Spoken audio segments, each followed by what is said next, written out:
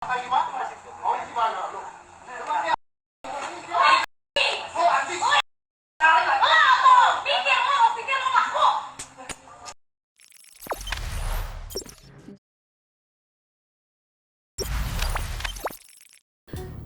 video viral diduga pertengkaran Lesti Kejora, Rizky Bilar di rumah ternyata sosok ini.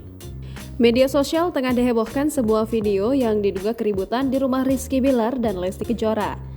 Dalam video yang beredar tersebut terdengar suara-suara teriakan yang berasal dari diduga rumah Rizky Bilar dan Lesti Kejora.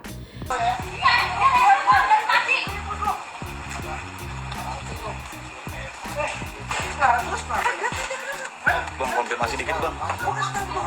Bahkan keributan tersebut terdengar ucapan kasar yang dilontarkan dari suara pria itu.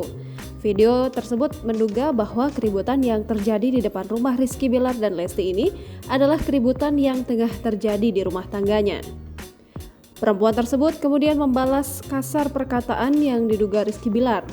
Namun usut punya usut, setelah ditelusuri, keributan itu bukan terjadi antara Rizky dan Lesti, melainkan diduga wartawan yang bertengkar di depan rumah pasangan artis tersebut. Hal ini terlihat dalam YouTube official Nidnote yang mengunggah momen wartawan tengah berkumpul menunggu klarifikasi Rizky Bilar dan Lesti.